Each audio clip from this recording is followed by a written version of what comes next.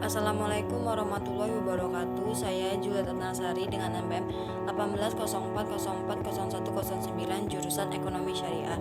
Saya di sini akan membuat video guna untuk memenuhi ujian tengah semester.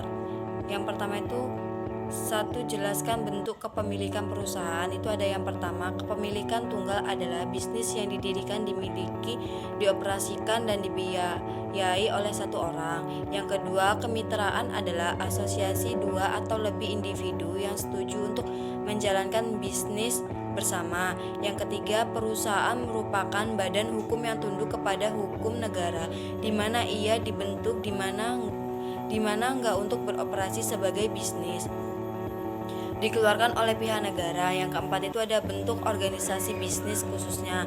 Yang pertama, usaha utama patungan merupakan dua atau lebih perusahaan membentuk aliansi untuk mengejar proyek tertentu, biasanya untuk yang ditentukan jangka waktu. Yang kedua, waralaba merupakan bentuk bisnis yang melibatkan transistor perusahaan yang pemasok produk, dan pewaralaba individu atau perusahaan yang menjual barang atau jasa pada karya geografis tertentu. 5. Merger dan akuisisi. Merger merupakan dua atau lebih perusahaan bergabung untuk membentuk satu perusahaan baru, dan akuisisi adalah konformasi atau grup investor menemukan perusahaan target dan bernegosiasi dengan dewan direksi PT direktur untuk membelinya.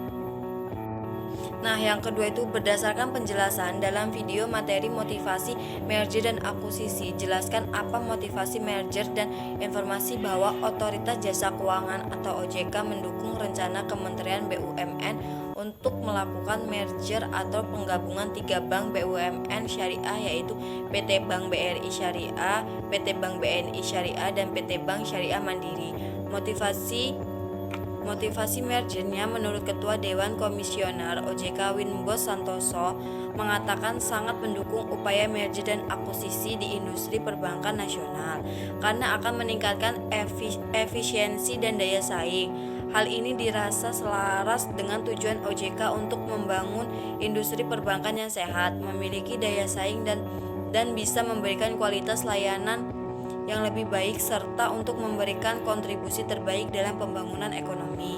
Penggabungan 3 bank BUMN syariah ini juga sejalan dengan upaya Indonesia menjadi sentra pengembangan keuangan syariah dunia. Apalagi saat ini peringkat Indonesia sudah berada di posisi 4 besar dalam pembangunan industri keuangan syariah. Berdasarkan Islamic Finance Development Indicator, Menteri Badan Usaha Milik Negara atau BUMN Erick Thohir mengaku optimis bank syariah hasil merger akan menjadi energi baru bagi perekonomian Indonesia, karena sebelum pandemi kinerja bank-bank syariah di kuartal 2 lalu sangat positif. Penggabungan ini akan membuat bank syariah nasional lebih besar dan lebih solid, sehingga lebih banyak masyarakat Indonesia yang bisa merasakan manfaat kehadiran bank syariah nasional itu. Nah, yang ketiga itu ada jelaskan apa yang dimaksud etika bisnis dan tanggung jawab sosial. Etika bisnis itu sendiri adalah prinsip dan standar yang menentukan cara mengelola perusahaan yang mencakup semua aspek baik individu, perusahaan maupun masyarakat dengan memperhatikan norma dan moralitas yang berlaku secara universal ekonomi dan sosial. Manfaat etika bisnis itu sendiri, yang pertama ada meningkatkan kredibilitas perusahaan. Yang kedua, perusahaan dapat menjelaskan bagaimana menilai tanggung jawab sosial perusahaan. Yang ketiga ada meningkatkan daya saing perusahaan, dan yang keempat itu ada meningkatkan kepercayaan investor. Yang kelima, membangun citra positif perusahaan. Dan tanggung jawab sosial merupakan suatu mekanisme sebuah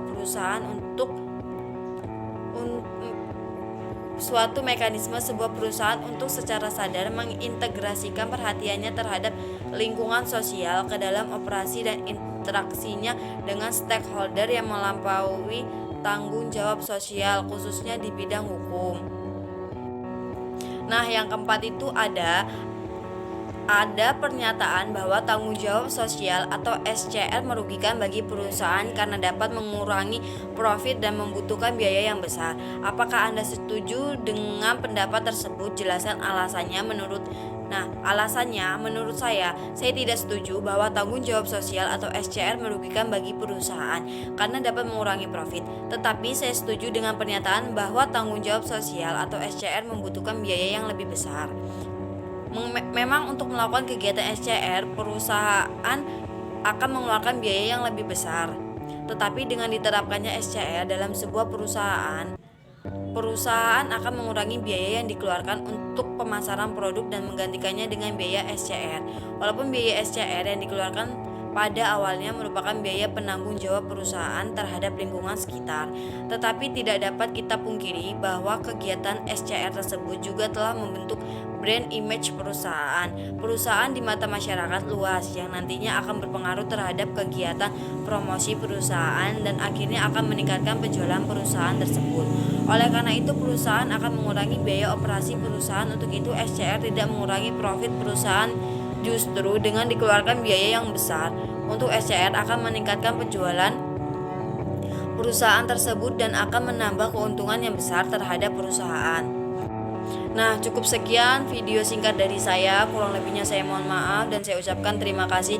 Wassalamualaikum warahmatullahi wabarakatuh.